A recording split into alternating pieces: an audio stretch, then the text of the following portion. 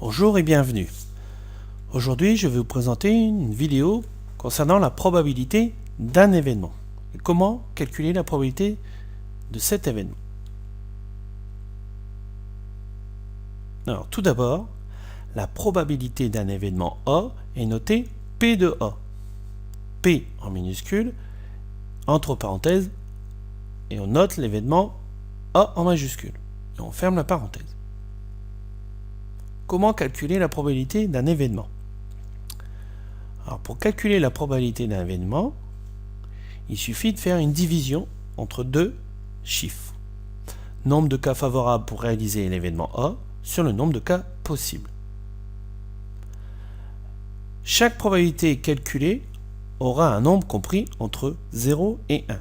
Il est impossible de trouver une probabilité supérieure à 1. Donc il en résulte que le nombre de cas favorables pour réaliser l'événement A est inférieur au nombre de cas possibles. Exemple. Le lancer d'un dé non truqué. Nous obtenons les probabilités suivantes. Probabilité pour l'événement obtenir le chiffre 1. La probabilité est de 1 sur 6. La probabilité de l'événement obtenir le chiffre 2. La probabilité est aussi de 1 sur 6. La probabilité du chiffre 3, du chiffre 4, du chiffre 5 et du chiffre 6 sont aussi de 1 chance sur 6, 1 que divise 6. Donc remarquons que toutes les probabilités de ces événements sont identiques. Dans ce cas, nous donnons un nom à ces événements, on dit que ce sont des événements équiprobables.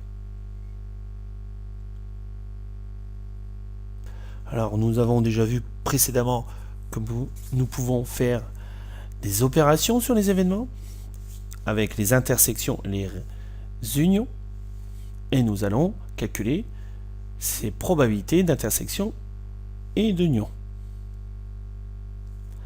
Prenons deux événements A et B et prenons le contraire de l'événement A que l'on note A bar. La probabilité de l'union de A avec B est égale à la probabilité de A plus la probabilité de B moins la probabilité de l'intersection des deux événements. De plus, la probabilité du contraire de l'événement A est égale à 1 moins la probabilité de A.